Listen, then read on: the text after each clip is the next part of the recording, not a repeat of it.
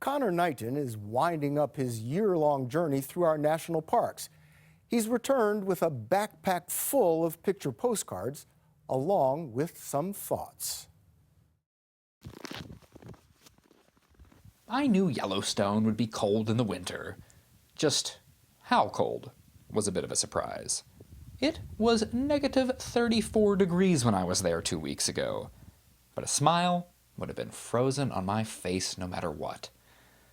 America's first national park was my last stop on a year-long quest to visit every national park, all 59 of them.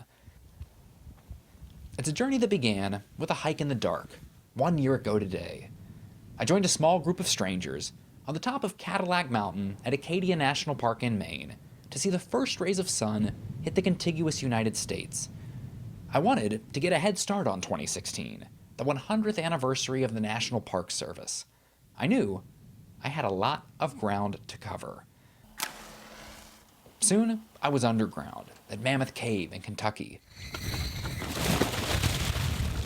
Then underwater at Biscayne in Florida, walking across sand and soil from the lowest point in the United States to the base of our highest peak. The 59 national parks are spread out all across the country, and for most of the trip, I drove. It was always scenic, only sometimes scary.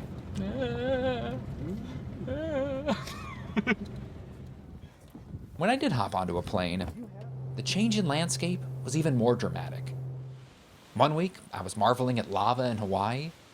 The next, I was in awe of a glacier in Alaska. Our country's natural beauty is as diverse as the people who live in it. Setting aside these places for the enjoyment of all was and is a uniquely American idea, and I've never felt prouder to be an American. It was certainly an interesting year to be crisscrossing the country. I spent plenty of time in red states and blue states. I saw a 1,500-foot-high wall that already exists on the Mexican border. I watched a debate in my hotel in American Samoa where the people I met can't even vote for the American president. Much has been made about how divided we are as a country. But you don't really feel that in the national parks. They're places where red and blue can come together, sometimes in the same vista. Naturalist John Muir once wrote, "Everybody needs beauty as well as bread. Places to play in and pray in, where nature may heal and give strength to body and soul."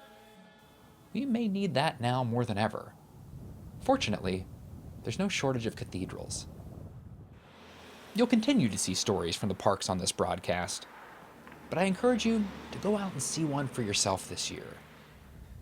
I've spent the last few days reflecting on the places, people, This is Cupcake. and puppies I've experienced along the way in 2016. I spent last night at Point Reyes National Seashore in California. On December 31st, it's where the sun sets last in the lower 48. I wanted to have the longest year possible because I have loved every second of it. Happy New Year and happy trails.